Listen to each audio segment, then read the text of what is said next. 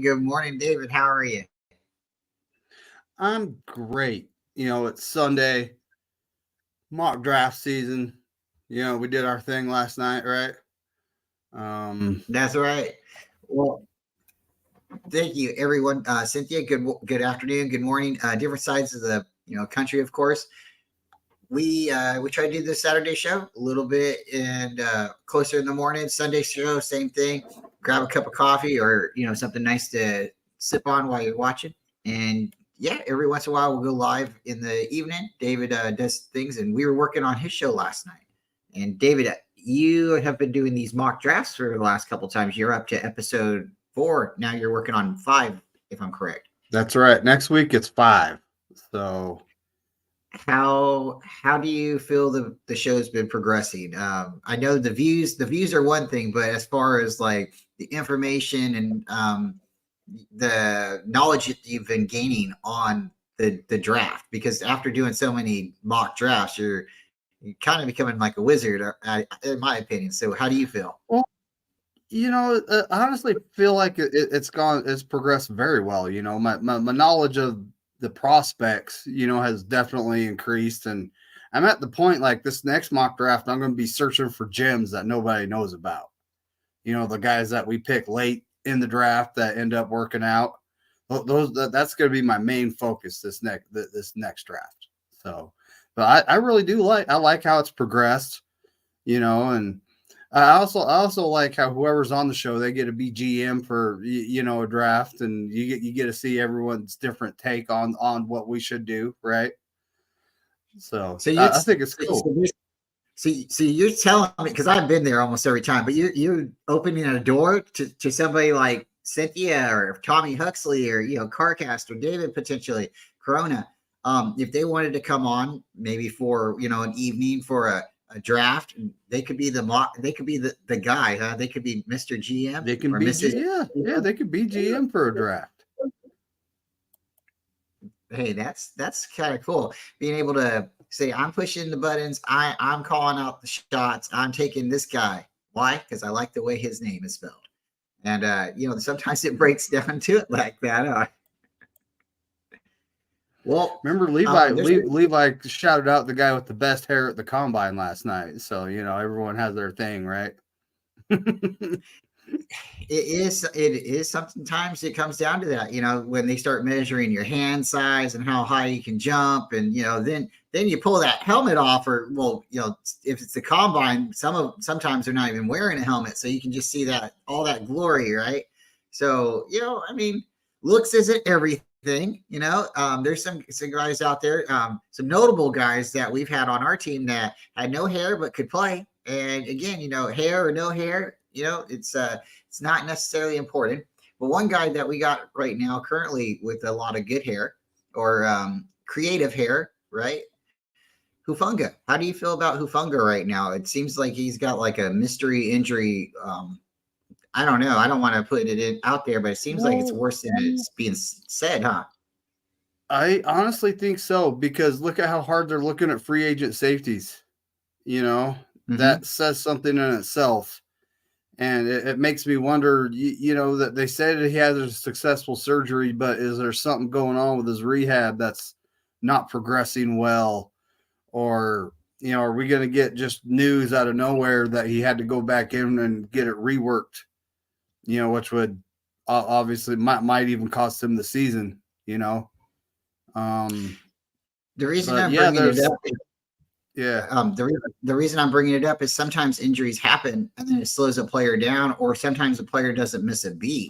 And with us doing these drafts, these mocks and stuff, they do seem to keep taking safeties, like we're both saying here. And there's players out there that we've picked up in the past, and we are notable. We really are known for picking up players with injuries.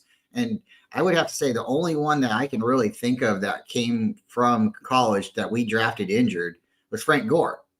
And that was, he had 2 bad knees when we got him. And, that's why he dropped to the round we were able to get him at. So maybe Hufunga is, maybe this injury hinders him a little bit, and they're afraid that it's going to, so they're going to look for his replacement before they need to, right? They they might be just be doing this for insurance. I mean Gibson, he hasn't necessarily announced his retirement, but the Niners haven't said, "Yeah, we'll just bring this guy back for one more year." That hasn't happened. We do have Yeah, Jair Brown. We have Odom, but he's a primarily a special teams beast. And Hufunga, the injury, what's going on there is a big question mark. There are no reports, and it would be nice to have a report come out that his rehab is going incredibly well and he's on track to start the season. But maybe he's not on track to be there at the start of the season. That's why they're looking at veteran safeties in free agency right now, guys they can pick up for just a year for cheap, right? that's right. Because we have to have a plan. We can't be out there without a plan, and that's kind of what happened to us last year with the defensive tackles and the edges. I kind of feel like that's why they had to start picking up everybody, because they had a plan at first, and people got injured, and then they started saying we need better help. We need better help, and we need more support. So moving into the future, again, I like Hufanga. Fan favorite. One, you can really recognize him right off the bat because of his hair. The big punt block touchdown return. He didn't have the block, but he did the return in the Packer playoff game. That will go down in 49er history forever. So hopefully, he can come back. When you see the team going in a certain direction, and right now it seems like we're more focused, and this is my opinion, but it seems like we're more focused at the safeties and corners than we are offensive tackles. Would you agree with that, or what do you think? That's kind of what it seems like. I mean, we did sign a younger veteran guy that was with the Raiders for years, Mm-hmm. but and he does have game experience, but I don't see him. Hopefully pushes McKivitz to be better, right? I Yeah, mean that's the whole point of getting all these guys in free agency and the draft is create competition, make everyone better. And maybe we don't know what the draft plan is yet. We won't know until the draft happens and they're drafting players, right? that's But right. it does seem like they're kind of focused on defensive backs, even though I don't think our defensive backs last season were a problem. I when Hufunga went out though, the tackling became a problem, you know, and that's when a lot of missed tackles were starting to get noticed by us faithful. Mm-hmm. We were all like, why are these guys missing tackles? Because Yeah, Hufunga is normally right there to clean up the missed tackle, so we don't see it.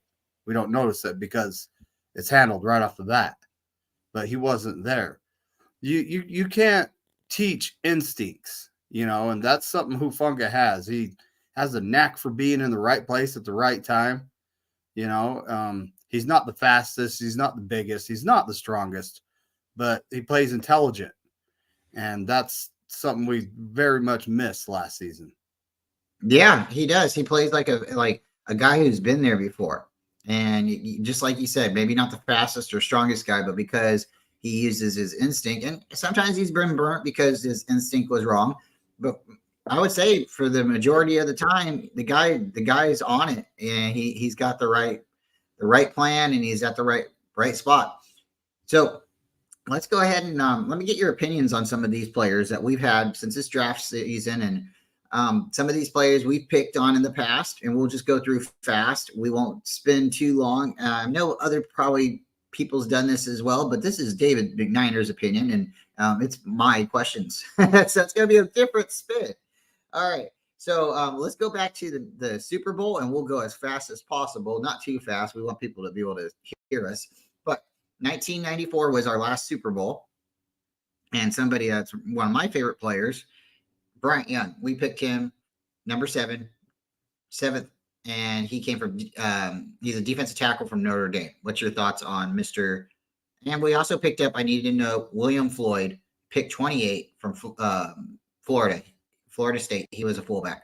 So what's your thoughts on Bryant Young and William Floyd? William Floyd he could pancake a 300+ pound defensive tackle. He was literally amazing at doing his job. You know, he Yes. was reliable, pass protection. No one's getting to the QB. Freaking when he left, my heart actually broke because he's my favorite fullback of all time. You know, because he was just that guy. He would hit the hole with determination and make sure that's opened up enough, just a sliver of enough for the running back to get through and get 5-6 yards. Um, yeah, when he left, I was just I was heartbroken. But Bryant No. Young, he's one of my favorite 49ers. You know, Ronnie, I'm a defensive guy. Ronnie Lott's the tops on my list, folks. You can't, you can't dog a guy that cut the tip of his pinky off because he didn't want to miss a game. You know, you just, how many times have you heard of that in the NFL, right? Yeah. So, but Bryant Young, he's second. You know, he is incredibly reliable. Even if he's not getting the big sack numbers, he's still in the backfield getting pressures on the quarterback, taking on blockers, freeing up the other guys so they can do their job. He not only did the dirty work, he did the shiny work. So he was a great all around player. You know, upstanding member of society too. I don't think I heard him get in trouble once. No, I don't think so either. Real quick, William Floyd, what number did he wear? Was it 40? Yes, Okay. And I think Fred Beasley wore 42, if I'm correct. 40 that's as right. well. Okay. Now, Bryant Young, the only season that I remember him really taking a down, a step back was the I want to say the 97 season where he broke his leg. Do you remember that time? I do. And when he broke his leg and went out, I was going, "Oh man!" You know, at that point, it's like that's our Super Bowl chances being carted off the field right there. Because our defensive line wasn't. We had some good players, but it wasn't as strong and as deep as it was earlier in that decade. So our next player, we're moving up to J.J. Stokes, wide receiver from UCLA. I'm going to tell you the most notable thing that I remember him doing first. Well, that happened to him, and then I'm gonna ask you first. What's your thoughts on J.J. Stokes, and what can you tell me about him? Wide receiver at UCLA, pick number 10. He was a big fella. You know, he was tall. He was like 6'6", wasn't he? Like 230, 235, something like that. He was big. You Yeah. know, at this point in the NFL, he would probably be a tight end. You know, that's Hmm. just the type of size he had. But he was supposed to be the next guy. You know, the next, not necessarily the next Jerry Rice. I highly doubt the NFL will ever see a wide receiver like that again. Hmm. But he was supposed to be that next 1,000-yard producer every year, and big red zone target. And he just never ended up living up to that standard. You know, he was a decent number two, a really good number three wide receiver, but he just never lived up to that big, tall standard that he was drafted with. And with that, I think the biggest thing, or one of the saddest things that's happened to him, is the disrespect that happened between him and Bill Romanowski. Bill Romanowski spit in his face. He did get I believe there was a penalty afterwards, but you don't want to see that. And it was live. I want to say it was like Monday Night Football, so everybody's seen it. Right through the face mask. It was ugly. But JJ Stokes, tall wide receiver, just like Mr. T.O. at the time. And yeah, I think you're right. Big wide receiver, probably be a tight end now. So in 1996, Niners traded their pick to Baltimore, the Ravens at the time. In 97, we drafted Jim Drunkenmiller, pick 26 from quarterback. He's a quarterback, Virginia Tech. What is your thoughts on Jim? He was one of the biggest mistakes in the first round in our draft history. Was supposed to be the next QB. You know, we had Joe Montana, then we had Steve Young, right? Mm-hmm. Yep. Then so they drafted this guy to take over the reins whenever Steve Young decided to hang it up, and he couldn't. He didn't equate to the NFL game. He was a great college quarterback, but the NFL game just he couldn't do it. You know, maybe the players are too fast, too big, too strong. You know, a lot of times a quarterback will do fantastic in college and then hit the NFL, and it's a totally different world. You know, the NFL players are, but we've heard comments about QBs saying, "Wow, these guys are fast." and it's just a totally different game than college is, right? Yep. And yes, Tommy's correct. It's Drunken Miller, not Drunken Miller. But he did play. He played bad out there, so I think maybe a lot of people make fun of his name like that. I've, 1998. I've always I've always said Drunken Miller. I mean, it sometimes, I mean, like, hey, it is what it is. But no shots. But 1998, R.W. McQuarters picked number 28, defensive back, Oklahoma State. What is your thoughts on R.W. McQuarters? He was supposed to be a top flight corner. He came in. He played with us for quite a few seasons, I think, but he ended up being, the second tier, third tier guy. Second, third string. He didn't end up living up to draft hype. That's there's a lot of that we're going to be talking about. But in the draft, you hit players and you miss, right? It's not. That's correct. And, because they're drafted high doesn't mean they're going to be a good player. Absolutely not. It does not guarantee that. Absolutely not. Can I have a rain check for that? So R.W. McQuarters, in your opinion, what was just not the guy then? No, he wasn't. Okay, we're going to move to 1999. Reggie McGrew, pick 24, defensive tackle, Florida. I think he survived for a season with us? I don't remember his name, to be honest with you. Not at this time, I was focused on the quarterback. Steve Young had just gotten hurt, and we had Jeff Garcia. So, and I think they had taken a quarterback in that draft too. I want to say they took Ty Detmer or something. So, I don't remember. Was it Carmazzi? It might have been Carmazzi. It might have been Carmazzi. Yeah. But yeah, this guy, I hardly even remember his name. I think he was with us for a season. I'm gonna have to Reggie McGrew. Reggie McGrew. And it was, I don't know. I don't remember his name. It's hard to say if it was an injury or if he just might have showed up thinking I made it and just not put in the effort. That's something that we also see with some players, right? Well, let me write his name down, okay? And then we'll just come back to him on a future show, okay?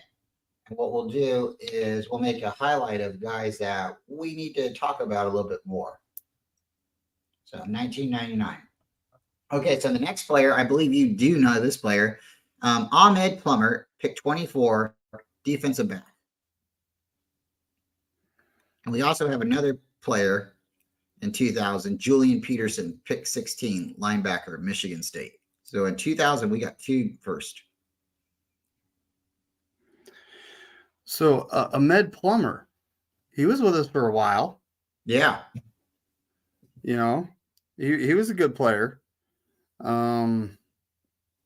It's just he was with us during that era where we were in transition from DeBartolo to the Yorks. Yep. And I'll be honest with you folks, the first 10-ish years of that transition, I don't think that the Yorks knew what they were doing because we were just, our franchise was a mess. Yep. And then we got Julian Peterson that same year. And that year we were able to, I think we got him to take care of Marshall Falk, if I'm correct. And he was a good player. He was a good player for us. We didn't have him as long as I would like to, but so in 2001, Andre Carter, pick number 7, defensive end from California. How do you feel about Mr. Andre Carter? He was a good player. He was the 7th overall pick? Yes. Pick number 7. Yep. In 2001. But I remember he was with us for a while. And he was a good player, but I don't know, he didn't exactly live up to the 7th overall pick status. He was more of a second roundish, number 2 defensive end type of player. but he was still solid, and it's hard to say. I'm trying to remember what actually happened to him. I know he has kids, you know. He Mm-hmm. does. He has kids now that are, about to hit the NFL. Wow, he had a long career. I'm just looking at it. He was with us for this essentially his rookie contract, which was 5 years, right? Oh wow.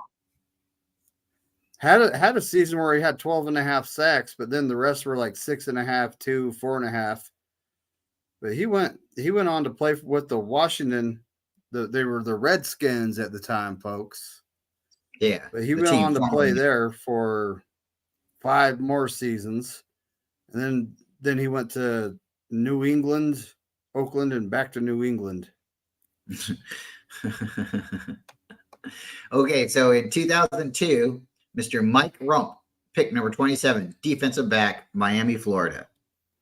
Man, this guy was the next prime time. He was the next Deion Sanders, shut down corner and all that stuff. But he didn't end up being that good, you know.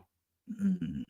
He was solid, but he wasn't like a shut down, lock up the number one wide receiver corner, and that's I think what we intended when they drafted him at that point, Mm-hmm. Some names I can say better than other names, and if I butcher anyone's name, I apologize. If anybody in the chat wants to do the pronoun, where you bust out the syllables. So we're gonna throw this one out there. I believe I'm saying it correctly. In 2003, Kwam Harris, pick 26, offensive tackle, Stanford. Kwame Harris. Kwame, thank you. And he was, an offensive tackle, supposed to be their blindside guy, and he didn't end up being that good of a player. I remember the first time I heard him speak, I was like, he's got a Mike Tyson voice.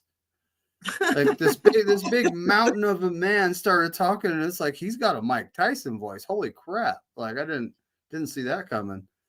I expected him to be like that guy on the insurance commercials, all down low and like nah. All right. So 2004, there was definitely some turnover with our team again. We lost our quarterback a couple years ago, and when we started to form a team, and here comes 2004, right? Pick Rashawn Woods, pick 31, wide receiver, Oklahoma State. How's your feelings? What's your thoughts on Rashawn Woods, the next 81? He was with us for a long one season. Literally, we picked him, and he did not fit. He wasn't. He wasn't a good player. I don't know what else to say. He was literally with us for 1 year though, and that was it. He didn't. I don't think he made the team the next season. He was supposed to be the next TO. He was supposed to be, Yep. but he just wasn't. Okay, 2005, because we did so great, they give us the number 1 pick, and we used it to select quarterback Alex Smith from Utah. Hey, that sounds Utah. You know anything about that place? Yeah, I happen to live here. And the Utes are my favorite football team in college. So, but he actually came from a system the NFL does not use. It was Urban Meyer. Urban Meyer was his head coach at Utah. And he uses a really run heavy system where they're running the quarterback, they're running everybody, the fullback, the water boys out there running the ball. Everyone's running the ball, right?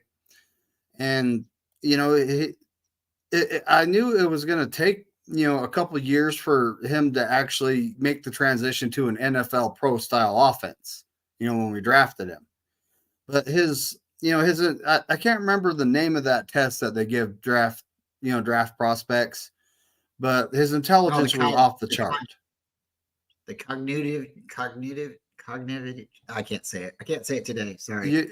Yes, that's the test though. But it was off the charts. And I think you remember this. Mike Nolan had Alex Smith come in and he had Aaron Rodgers come in. And, he like asked him to do some things and, just to see who's gonna do what I say type of thing, right? And Aaron Rodgers kind of didn't exactly do what he said. Alex Smith was like opening the car door for his mom and stuff like that. And Aaron Rodgers was not like that.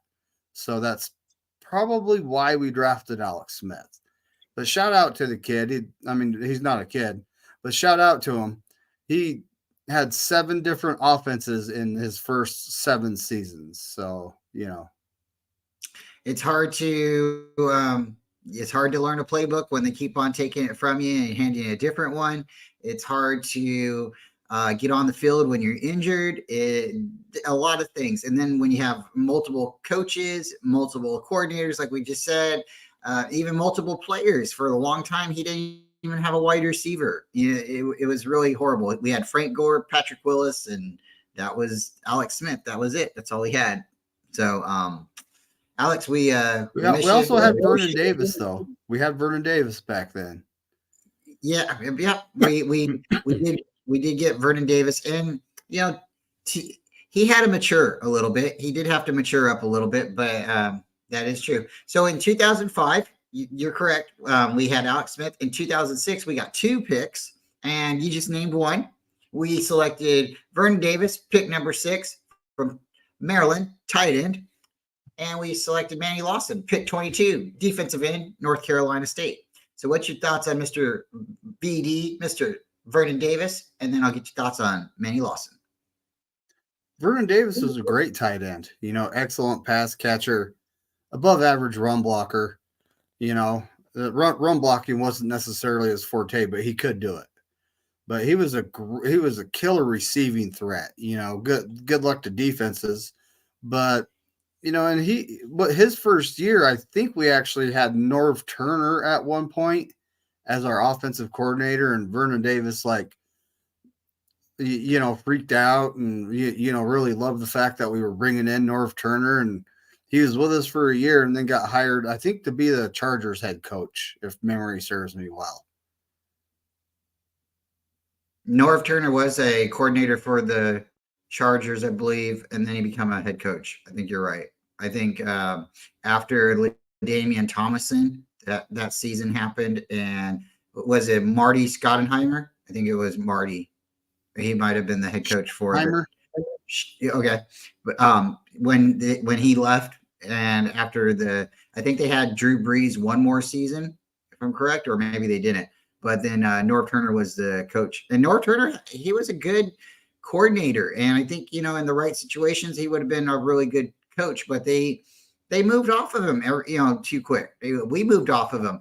We brought Norv Turner in for our coordinator's position, and then let him go too quick. Same thing with, I think, Mark Martz. He came in as our offensive coordinator too, and we had a better season with Mark Martz, with Alex Smith, I believe, that year. It's just too fast. And sometimes, again, it's like what happened with Wilkes, sort of. You get a coach that was a head coach before, and they come in and they take a demotion, I guess, if you want, or a step back as a job placement, and they're always going to be looking for something bigger or better because they want to run the show again. Or you would think somebody who's been a leader would want to go back to being a leader again, or in that type of position. Okay, so in 2006, we had 2 picks. 2007, we have 2 picks. Oh, did I get your thoughts on Manny Lawson? I don't think I did. He was at that point, I believe we started to run a 3-4, and he was kind of the outside linebacker / edge rusher guy, Mm-hmm.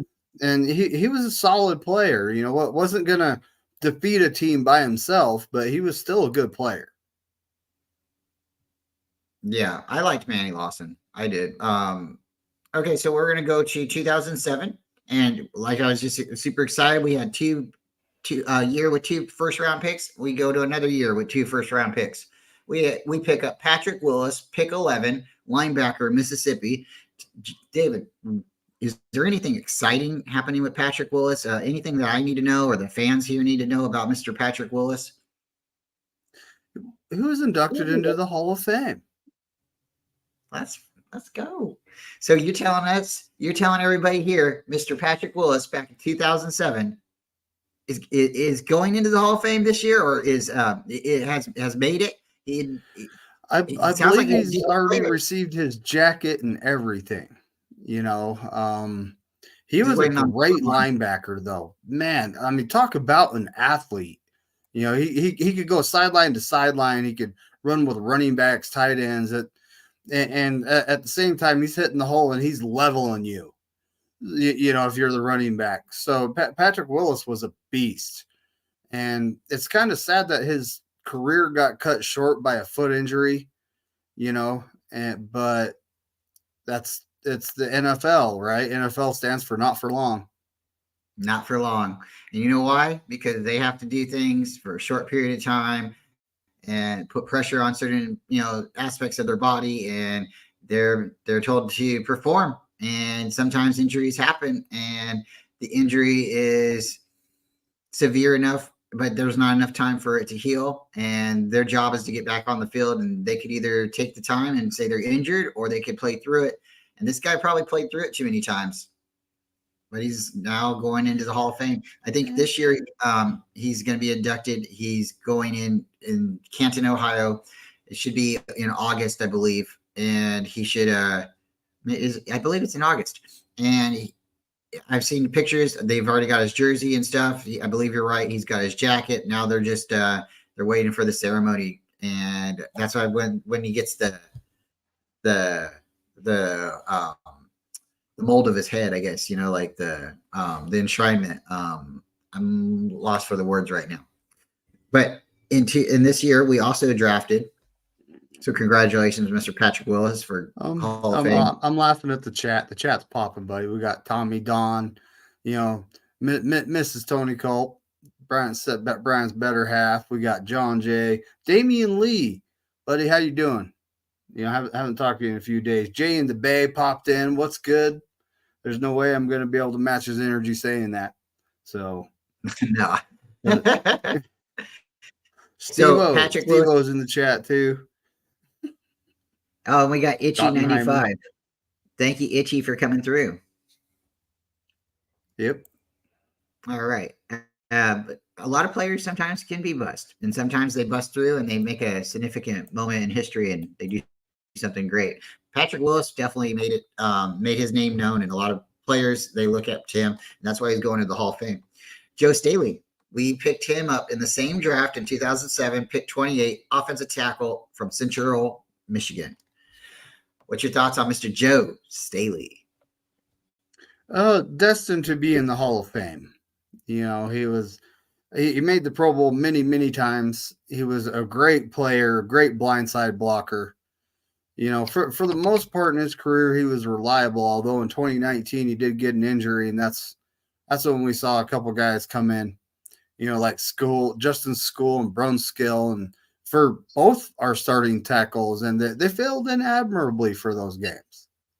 But yeah, Joe Staley, he longtime 49er. I wouldn't be surprised if his number ended up in the ring, which would give us more numbers that players can't use, right? I don't know about that one right now, David. I believe it's your opinion, and I'm gonna respect it. I don't know if we were gonna put 74 up there just yet. If we would have maybe got, so that's what's ugly about this whole thing. It shouldn't be, oh, you got us the Super Bowl, so now you're going into the Hall of Fame, and that or our Ring of Honor, because we have 12 members retired, and not all 12 of those have Super Bowl rings. So it could very well happen. I wouldn't be mad. I would not be mad. So I agree. I could see it happening. In 2008, we picked 29, Quintwan Ballmer, defensive tackle, North Carolina. Don't remember him. Not remember him. He was with us for a season. Didn't make the squad the next season. We cut him, and he ended up going to the Seahawks, and he was with them for a year. He didn't end up living up to the hype. So he left us and went up there to Baltimore. Baltimore. Okay, so 2009, we picked up Michael Crabtree, pick number 10, wide receiver from Texas Tech. I believe he was a Red Raider, if I'm correct. How do you feel about that? Who are we talking about? Crabtree? Oh, well, when we picked him, he had a foot injury going on, right? And he was recovering from that. Then he held out. He didn't sign his contract. He wanted more money, maybe more guaranteed money. So someone get a hold of him and ask him what that deal was about, because he ended up signing his contract anyway. But he was a pretty good player, but something he shouldn't have done is wore gold chains during the game. Is like, especially playing against Richard Sherman, because he had a habit of snatching them. Yeah, I was so upset with him when we got him, and then he held out, because the whole idea is he was going to be good. He was supposed to be this really good wide receiver with really good hands. And then he finally came into a game, I believe it was against the Colts. And I believe he got hurt in that game, if I'm correct. It was a foot injury. And I'm just like, everybody wanted to list him as a diva. And then like he played into it. And I just was like, the whole thing with the chain and getting it snatched. And then, bye, Felicia. You can go to the Raiders. I don't care. But hey, okay. All right. I'll keep my cool. Michael Crabtree, thank you for your service.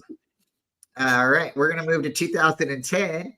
We were lucky again, David. We got real lucky. We got 2 picks. We picked up Mr. Anthony Davis from with pick 11 from he was an offensive tackle from Rutgers, and we got Mike Apati, pick 17, guard from Idaho.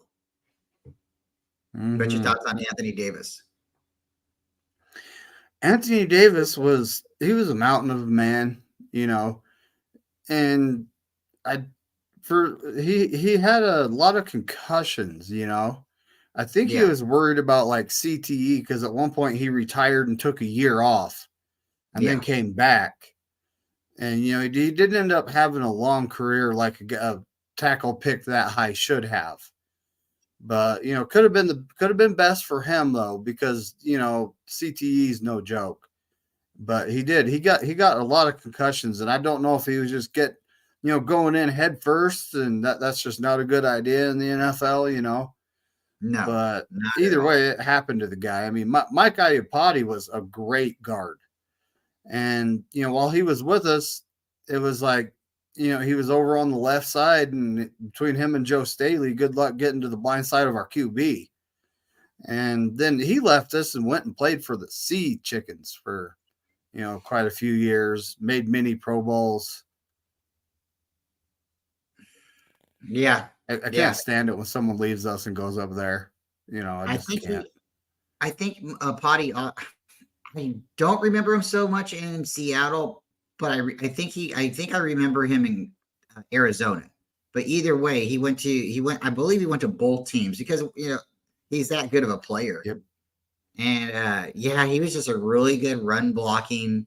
And Anthony Davis was a player that I believe retired on us and didn't let us know accordingly, or maybe, I guess there's never really a good time, but we weren't able to fix that issue when he retired. He left us a major hole in the line.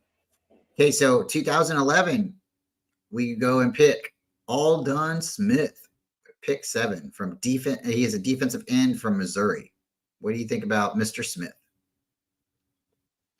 When it comes to on the field, the guy was a beast. Like at first, he was over there with the cowboy, so the cowboy would be causing chaos and mayhem, and he would sneak in a hole and get to that quarterback. Yeah. Athletically, he was just a beast, but he had great off the field issues, and including him and Colin Kaepernick getting in a locker room fight over a lady or something like that. I don't quite remember that full incident, but it did happen. Yeah, don't quote me on it, folks, either. It was horrible. I believe there was a really nice car that was destroyed in the process, or dented up, or broken up really bad. And women, it's supposed to be what, bros over, never mind, we won't say that. But you guys know what I'm talking about. You don't get in between your buddy and his girlfriend, or you don't take your girlfriend from your buddy. You don't do that. Hey, if it works out for you, great, but you probably don't have that friend anymore. And what worse happened is the locker room kind of got tore up after that. People pick sides, and what do you do after that? It's like you don't drop the pass when it's coming from the quarterback that you don't like, right? But maybe you don't block as well. I don't know. I don't. This doesn't sound like it's right either way. So 2011, Alden Smith came. It really did help. But in 2012, we took a shot. And what's your thoughts on AJ Jenkins, pick 30, wide receiver from Illinois? Who? AJ Shout out to Trent Balk. This is one of his picks. And I mean, the guy just, when he hit the field, he looked bad. We ended up trading him to Cleveland it was like bust wide receiver for bust wide receiver.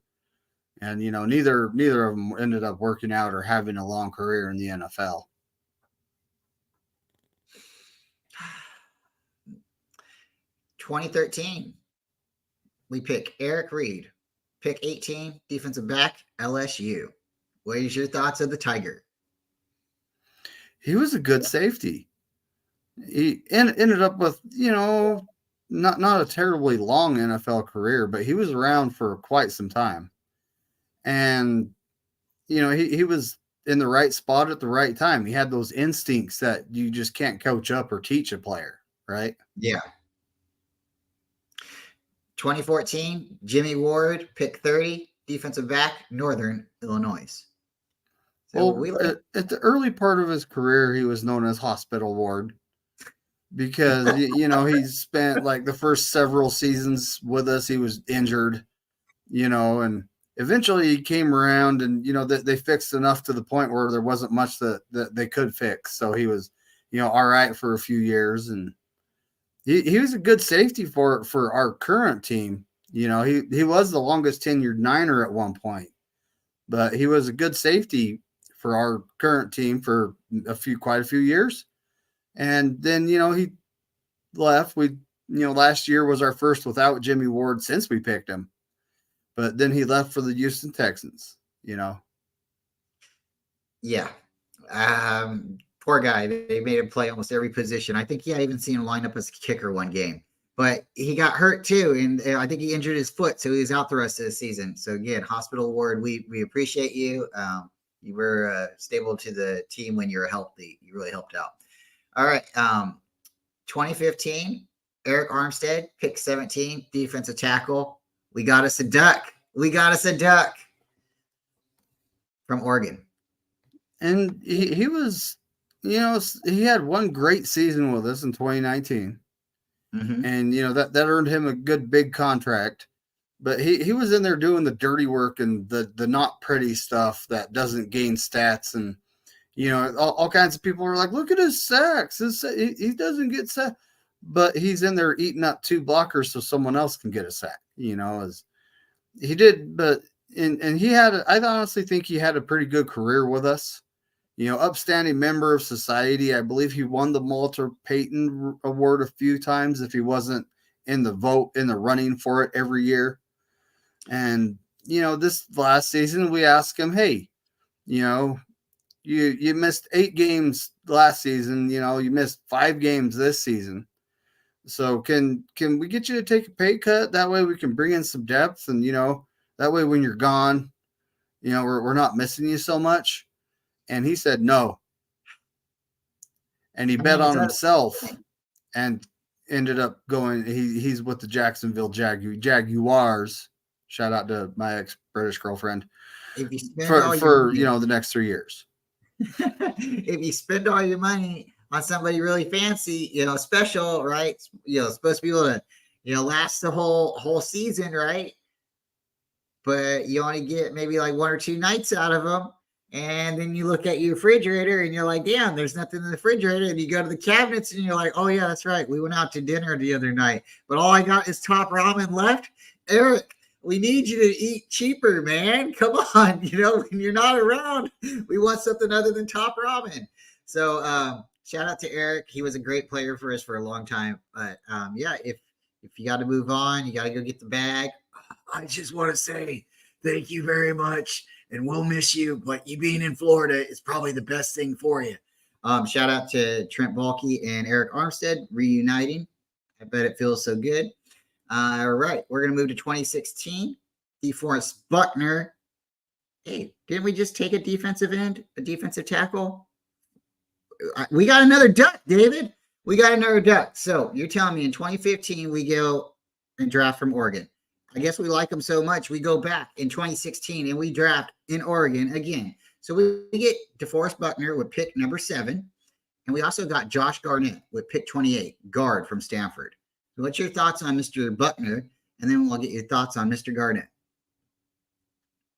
DeForest Buckner is a great player, reliable, doesn't miss many games. He's good for anywhere from 6 to 9 sacks, pressures. He's a big, tall fella. And, it was great when he was with us, but then we ended up trading him and, for a first-round pick, and we'll talk about that first-round pick here in a minute.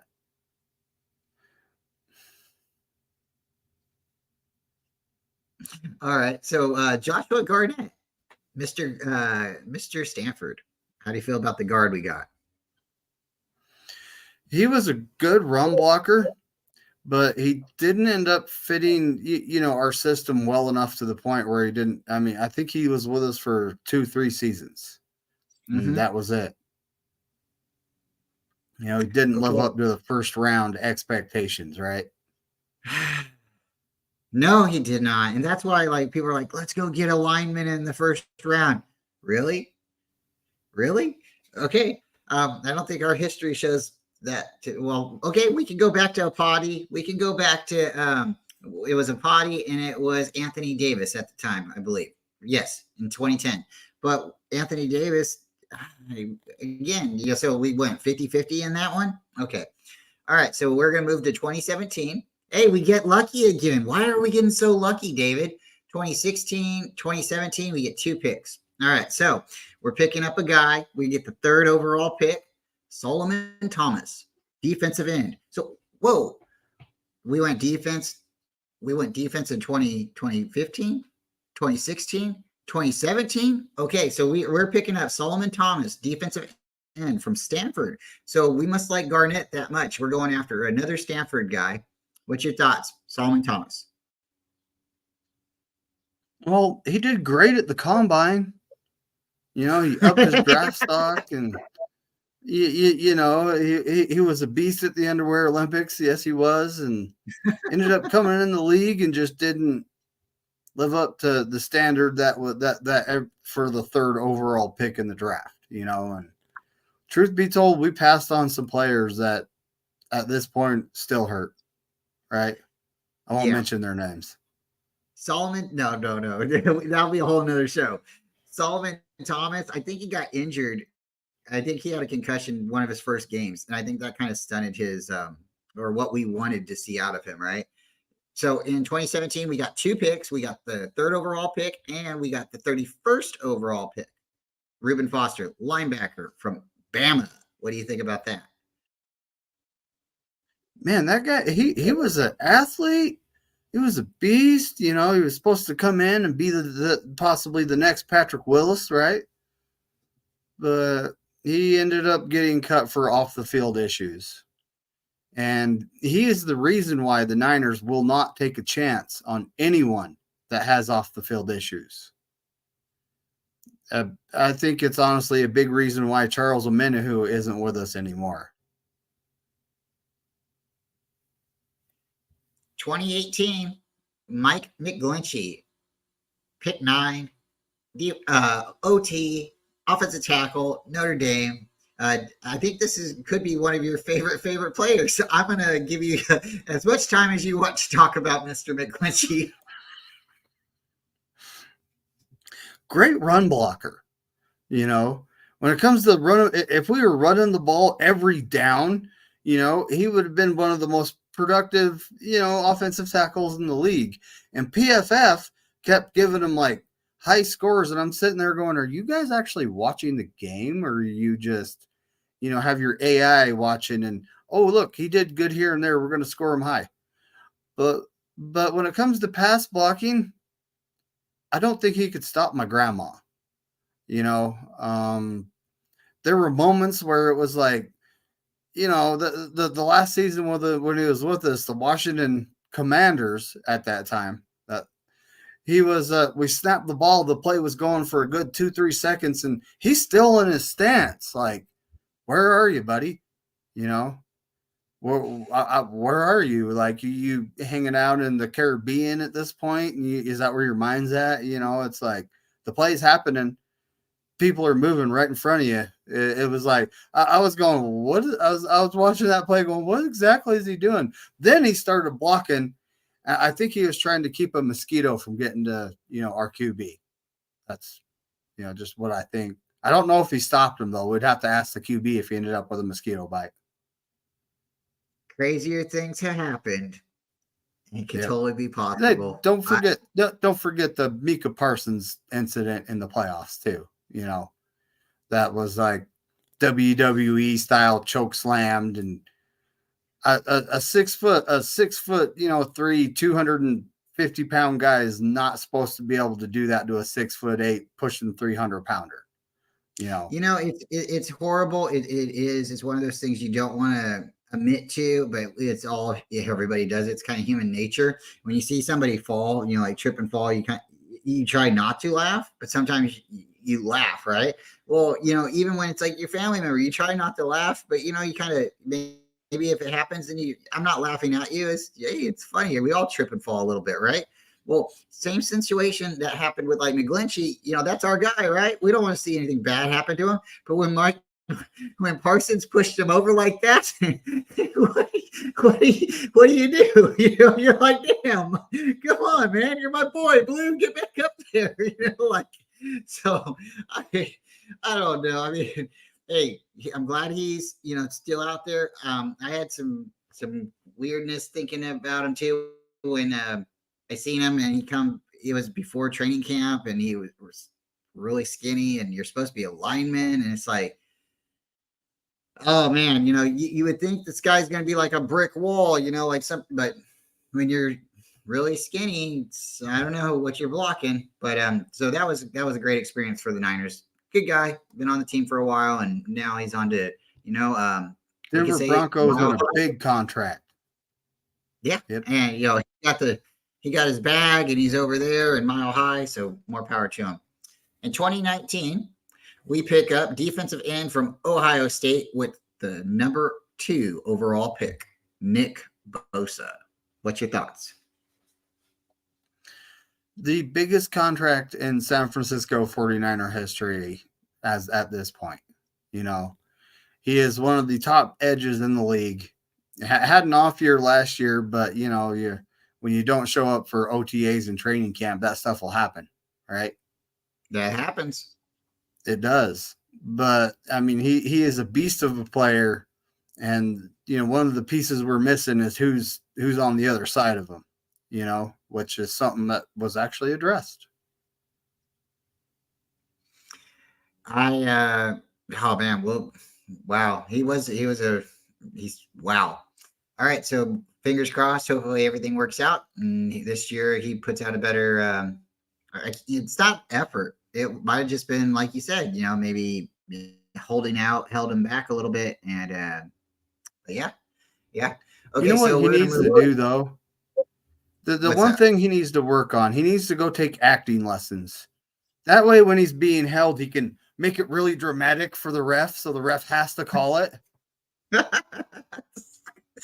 David, my daughter, we were watching the Super Bowl, and he's getting held this year in this Super Bowl, and she's like, "That's a hold! That's a hold!" I know, but you can't scream loud enough for the refs to hear. You can't. I mean, I know, I can hear it, I see it. You don't have these work. They were in Vegas. That's not like 1,000 miles away. If you yell loud enough. All right. So Nick Bosa, we got in 2019. In 2020, we tried to make something happen. We got lucky again. Javon Kinlaw, pick 14, defensive tackle, South Carolina. And we also picked up Brandon Ayuk, pick 25, wide receiver from Arizona State. What's your thoughts on Mr. Kinlaw? And then I want to hear what you say about Ayuk. Well, due to his knee issues that he had in college, and I'm sure that there were some medical reports about that. Maybe the 49ers thought, oh, no big deal, we'll get it fixed. But he came in, his rookie season, he was actually looking okay, but he didn't really hit the field for long periods of time until last season. And then he actually took off some weight because he didn't want to wear on his knee. So he was effective during some plays last season, but there are some plays where he's just getting pushed out the way. The get out the way, man, type of Move, thing. man. That's right. And he didn't live up to his replacement. He didn't live up to that. DeForest Buckner, he just did not live up to that type of standard with us. Good rotational player, but now he's with the Jets. And shout out to their terrible turf and his knee. We'll see if he holds up. Well, supposedly they replaced that turf, and supposedly, but it's still the same place. It's still the same. Yep. Still, I mean, I don't know what to do. I don't know. Maybe there's still a body somewhere in this, but that's a different stadium. But maybe. So there's supposedly Jimmy Buffett, Jimmy Hoffa, I think that's his name, the mob leader. He's supposed to be buried over there in the old Giant Stadium. They said he was buried Jimmy on Hoffa? the field. They're supposed to be yeah. So maybe his spirit moved to the new stadium, and that's why the field's still the way it is. I don't know. So we have Brandon Ayuk, pick 25, wide receiver, Arizona State. We also got him in 2020. How do you feel about him? Great player. He was an all-pro this last season, and getting 1,300 yards and being the third or fourth option on the offense, it's a hard thing to do. Right now we got the contract standoff going on, and in typical 49ers fashion, we didn't get him re-signed early. It's going to be a late, and I would like to see him in camp. Shout out to 49ers brass. I would like to see him in camp. So, hopefully they get something done sooner than later. Well, if they don't do anything, it hurts him. If he does anything and decides not to play, it hurts him. We own his 5th year. We have the right to franchise tag him the following year. And hey, folks, I'm going to do my best Michael Keaton Batman impersonation. You want to get nuts? Let's get nuts. We'll franchise you the 2nd year. So 5th year option, 6th year franchise, 7th year franchise. So if you bought an Ayuk jersey, you don't have to worry about getting rid of it. Don't have to worry about putting it in the closet. Wear it every day of the week because Ayuk ain't going anywhere.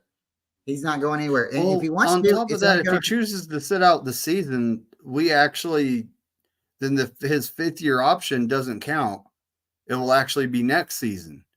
And then it's like 3 more years of player control. And we do have 3 years of player control. So those who say we don't have any leverage, yes, we do. And I got to shout out Crazy Juice. It's his birthday, buddy. He turned 26. Oh, dude. Happy birthday. Happy birthday, Crazy Juice. Well, I'm 26 now. Did not see you say happy birthday, but happy birthday, Crazy Juice. If it's not today, then happy belated birthday, So, good morning. What's up? I'm 26 now. Well, I hope you are. And if you are 26, congratulations. That is awesome. I'm going for more coffee, buddy. I'll be back in the flash. No worries.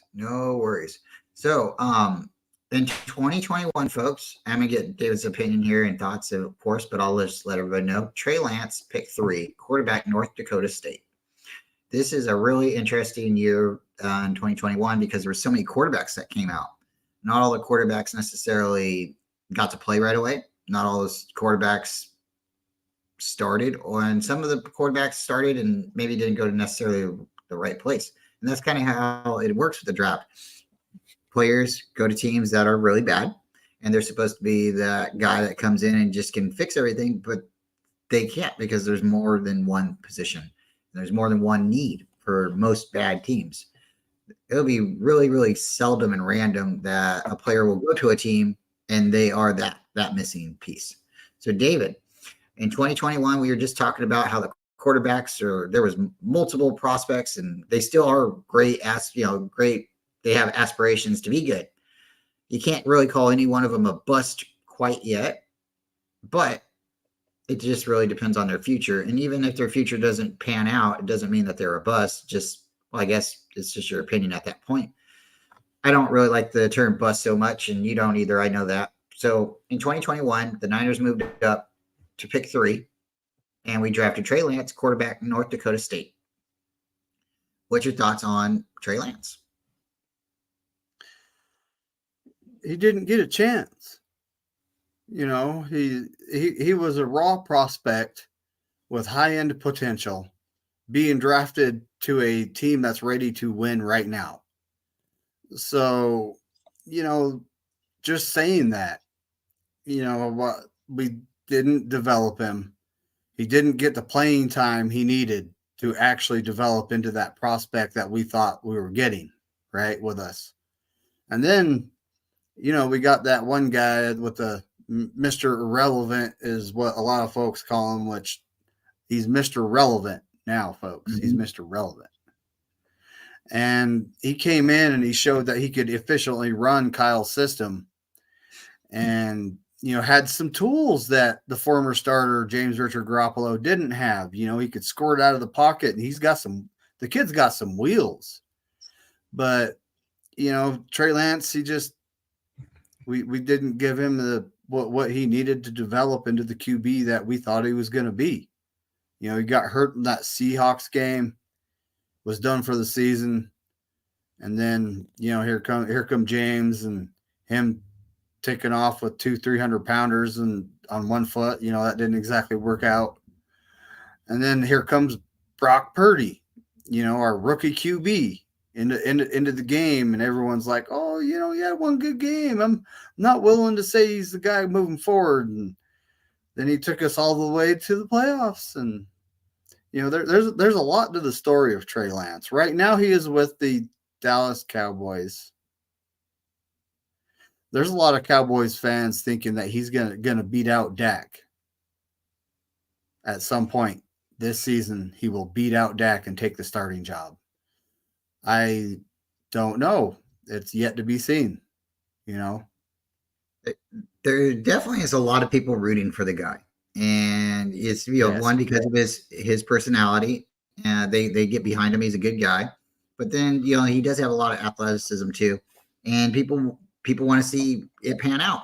Now, I don't know if the hype would be the same if he wasn't selected 3rd overall. I don't know if he would have been selected, like Mr. Irrelevant, if his name would have been as vocal, or as spoken as loudly, right?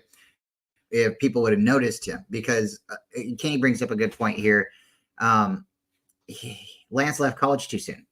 He did. He didn't start playing quarterback until high school. And the colleges that was looking for him and offering him positions and scholarships didn't want him to come and play quarterback. They wanted him to play safety. So when your heart's set on being the pitcher or being the catcher, I want to be a kicker, right? You want to be the wide receiver, but I want to play shortstop. I want to be the goalie. But the college says, we don't want you that position. We want you to play this position. Well, you have all rights to say, I don't want to go there. I want to go somewhere that, I just want to be a dancer, like in my best John Travolta, impersonation, right? I just want to be a dancer. Well, you can dance anywhere you want to be, but here, folks, we're not asking you to dance. So a lot of the colleges that Trey Lance was trying to go to didn't give him that shot. He went to Minnesota, well, not Minnesota, NDSU, North Dakota State University, and he same school as Carson Wentz. And Carson Wentz is really the guy that put that college on map, got him noticed because they were a smaller college. So he comes out, he goes to his team, something bad happens to him too. He gets injured. His team goes on, wins the Super Bowl. Now he needs a new team to go to, right? Because what happened? The team moved on. They moved on. You get hurt, the team moves on. Trey came into our team first. It was the last place, the preseason game of the year, before the season started, and he breaks his middle finger.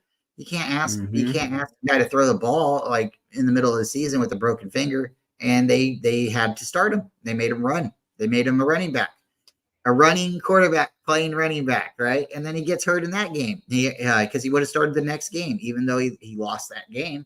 He played well enough, they thought, or they wanted to give him another chance, but he hurt his knee.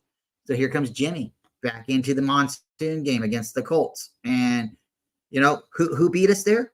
Carson Wentz, North Dakota State University guy, right? And he had bounced around to a different team. And then that name comes up again because he beat us again this year. So now, this year we have an opportunity to go after a quarterback. You would think we go after a quarterback, like somebody like Wentz. No, they go after the passer not, which is fine. It's not my choice. But it's funny that you let our backup quarterback go to the team that releases the quarterback that we sign. We sign him cheap, and they sign him for a lot of money. Sam Darnold gets $10 million to play in Minnesota or be the backup, and we sign the passer not to $2 million. A guy who was cut by the Cardinals or traded by the Cardinals. Same season, I don't know, David. They have a plan. They definitely have a plan. But Trey Lance, they moved off of him because he got hurt. Jimmy stayed around. They should have cut Jimmy or released him, but it's all about money. They didn't do it. Jimmy was on our team, and we were lucky enough to have a backup quarterback that we weren't paying anything to. And really, that's probably his saving grace is his contract, because we had Nate Sudfeld during this time too. And we were supposed to pay Nate Sudfeld $2 million or $7 million. And he still got paid his money, but we got cleared off the books for it because of him getting traded. So, okay, we go from 2021, pick Trey Lance, 2022, 2023. 2023, the trade was Miami's. 2022, the trade was Miami's because of the deal that we made for Lance. So we didn't have a first round pick. So now, David, is 2024. The Niners now have a first round draft pick. Are we taking a quarterback? You took Bo Nix last night. I sure did. I took 2 quarterbacks last night, and I got a good grade for both of them. Now, and you remember last year there was some speculation that Kyle wants to keep a cheap QB room, so he'll just keep bringing in young quarterbacks, that we don't have to sign to that humongous contract. But finding a QB, look at what we've been through, just trying to find a QB that will get us there. And yeah, James Richard Garoppolo, he got us there, but he also had a playoff game where he threw 8 passes. So I think Kyle had trust issues with him, but still started him over the other guys, right? Yep. And now he's got his QB. I don't think he does not have trust issues with Brock, and he'll let him throw it 39 times in the Green Bay game, right? It was the same team. 8 passes for James, 39 for Brock. Now, if that doesn't show you that Kyle trusts Brock, right? But at this point, I look at our offensive line like, okay, you need to retool. So you need to retool here, because if you're going to be throwing it 39 times, you need guys that can pass block. And we keep, our history, we've been drafting offensive linemen that can run block. And, maybe we'll teach them how to pass block. But at this point, we need guys that can pass block, and we'll teach them how to run block. Oh, man, if you look at our draft picks over the last couple of years from where we started, we draft defensive tackles and defensive linemen pretty heavily. Those are the ones that seem to work out. offensive tackles, offensive linemen, guards. They don't. I don't know. We've gotten one or two of them out of that group. I wouldn't be surprised to see them try to figure it out later in the draft.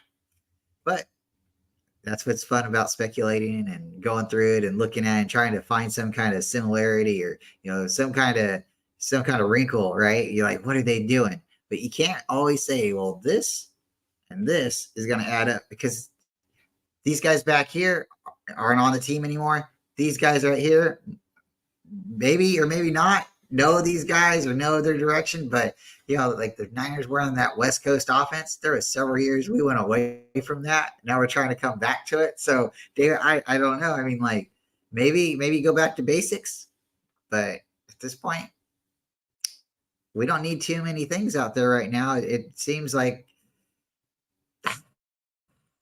I'm calling it right now. I think we're taking Kool-Aid, David. I think we're taking Kool-Aid.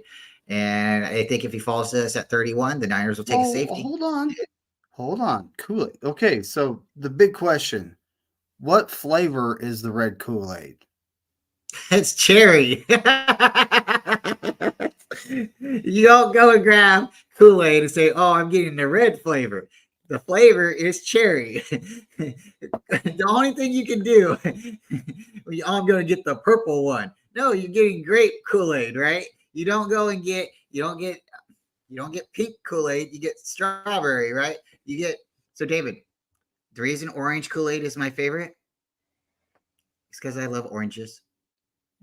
Gotta say it. It makes sense. It's orange. It's an orange flavor. It's the same color. I mean, like, they make it easy. And folks, if you don't understand what we're talking about, I'm going to put out a short later. Not today. I'm working on it. It might not be just a short, but we're going to put together this fantastic thing. There's an issue with Kool-Aid, and it's not an issue. Maybe more people should drink it. Maybe more people should, I don't know, bring back the Kool-Aid points. If you guys remember those on the back of them, they had the little Kool-Aid points, and then you can, collect enough of them to get a pitcher of Kool-Aid, the nice glass Kool-Aid man. But yeah, that's who I'm thinking, David, is our pick, Mr. McAllister. That's the guy. We can mock draft the 49ers over 200 times, and still not get it right. Like last year, I was doing mock drafts just for fun, not on YouTube, just for fun. But now I'm doing a show about it, right? Mm-hmm. But and I only got one player right out of all the players I picked, and that was D. Winters. Literally one player right, and I probably did 100 mock drafts. You do not know what they're going to do, what position group they feel that they need to improve on, or and it always seems like we pick defensive linemen, and at this point, I feel like we're good with the free agent acquisitions and the guy we got via trade. I feel like our defensive line depth is good. We do not have a glaring need to draft a guy early at this point, especially not knowing what we have with Robert Beal Jr. and Drake Jackson. Not seeing the finished product there. Like, why should we draft a defensive end early? You never know what the Niners are going to do, though. We invest heavily into that group. And I would like to see some heavy investment into the offensive line this draft. Those first two picks, maybe we're looking to trade up. Maybe we're looking to see if anyone falls to us. You never know. I've traded up. I've done it all. I've traded up. I've, picked the best guy available for our position. I ended up with the best center in the draft during one draft, right? I mean, it's crazy. I've traded up before the draft started and got hosed. Both the guys I was looking at weren't there. Shout out to the Cowboys for jumping in front of me and picking my guy, And then I ended up drafting the best tight end in the draft, who's a rated top 10 prospect, right? But I ended up drafting him because it was just the best player available. And, the thought of having a double tight end set, right? And with our offensive scheme, That would be beast to have 2 tight ends the defense has to worry about. It might even open up things for wide receivers and other players, right? So, okay, so this is the thought, because we were talking about it, and it's been an idea. Like, everybody wants another tight end, right? Because we want Kittle to be able to run out there and catch and pass, and well, not pass, but receive, right? We want him to be able to get the ball in the middle, Kittle in the middle, right? And then we want another tight end, right? So, how many players are we going to have on the field at one time? Who's coming off the field? And is our O line going to be able to stand there and block? Because when people start thinking about like 4 wide receiver sets, we can't do that. We can't have 4 wide receivers and then have our running back and our fullback and our 2 tight ends out there. I mean, what you got to have so many linemen. You got to have 5 linemen. You need your quarterback. Mm-hmm. That's 6 players right there. Then you have 4 players as your wide receivers. That's 10. And then you have 1 running back. Okay, take the running back off, put a tight end out there. Now you have 5 wide receivers. Okay, you have no running game. Our quarterback's not that mobile to be like, oh, okay, like if he has to run, yeah, sure, but he's not a running back. He's mobile, but he's not a running back. So you can't do that. Or if you do, so then we go to 3 wide receivers, right? And we can put 2 tight ends out there. We still have 5 wide receivers. It was 5 receivers, but we have no running back. Or you know what I mean? Like at a certain fullback. Point, yeah, no one in the backfield. That's right. So then you pull another wide receiver off, and now instead of having 3 wide receivers, now we can have a running back in the backfield, right? Okay. Or we can have that double tight end. So what I'm getting at is eventually we have to have a player out there, or weapons out there that are going to be utilized and be able to overcome who we have, no matter who's blocking. So, like, I know what you're saying, but the reason Kittle is being held back a little bit is because he's blocking sometimes. And the dude's a better blocker sometimes than our guys that's on the line. That's what's sad is Dad taught him how to block when he was young. And he said, if you can learn how to block, you'll get a job in the NFL. The dude learned how to block, even though in high school and stuff, he looks skinny, and you can tell in college, his first rookie years and stuff, he looks really skinny, but he put on, you got to understand too, he's a young guy growing up. He's getting into his body, man shape, and started getting into the weight room. But that's the same theory. It's like, you become a really good offensive tackle, really good blocker, anybody's going to want to draft you. Anybody, because you're essential. We need you at any time in the game. We can use you. That's why Juice is really, really valuable, because he can block and he can catch. So when you have somebody like Juice on the field, or you have somebody like Kittle on the field, you're adding an extra lineman.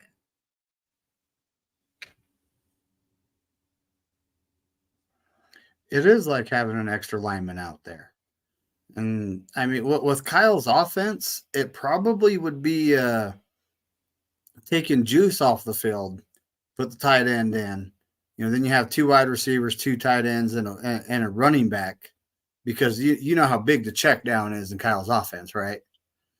And then, the second tight end, like the guy I drafted specifically, he's fast and big, so he could go in motion and go out and be the slot wide receiver, right? And that creates a mismatch to the defense, because the defense is going to put a linebacker out there. But when it comes down to it, I would love to see better offensive linemen, because better offensive linemen makes it so we can do whatever we want with our position group, right? Yeah. If we want to go empty backfield and we have 5 offensive linemen you can count on, then, you can go empty backfield and just make the defense go, holy moly, what are these guys about to do, right? And then do a QB draw, run the quarterback. But it's just one of those things, right? Mm-hmm. Yeah, it does. It makes sense. If you start with the O-line, and this isn't the Niners, but we're just talking about any team. If you start with the O-line and you have good guys who can block, and who, not everybody can run block and pass block, but if you have guys who can do both, then the players on the field that are, special players, run, tight ends, wide receivers, running backs, you know what I'm saying? The key players, right? The ones that we want to get the ball to. then they can go and do their job. They don't have to sit there and block. And when they do have to block, then yeah, we're confident that they can get it done. David, I think we had a good show. Appreciate everybody in the chat. Everybody, thank you so much. Please like and subscribe to both channels, and definitely check us out. Turn your notifications on. David's got shows popping, like he just said. The mock draft, you can be a part of it. You'll probably see me there as well. I like jumping in and being a general manager. Put a different tie on or my hoodie on. And yeah, you never know what could happen. We might take a long snapper or a kicker, or we might just take a quarterback just to mess with another team. We have fun. But tomorrow, I think we're on your channel as well, if I'm correct, for Monday. Yeah, Monday night. Niners Coast to Coast on my channel. It'll be Bryant, me, Ty, and a special guest, TL Taryn Lewis. We're gonna have him on tomorrow night, so should be interesting. Definitely tune in because TL's he's a great guy. He works with a lot of different people, and we get to get him on David's show. So we'll have him on the Niners Coast to Coast with everybody. We appreciate that. And it's like 5:15 my time, 6:15 David's time, and 5:15 California time. So, folks, thank you again. And and let everybody know the jersey giveaway was a success. Look forward to doing something like that in the future as well. Miss Mariah from 49er Faithful Lee won TL's co-host. So definitely you get a chance to tell her congratulations. And yeah, guys, with that, have a great Sunday. David, thank you again as always. And with that, I will see you here soon. And I'll see everybody Go else. Niners. Go Niners. And as Corey Davis would say, F all 31 other teams. Bye, everybody.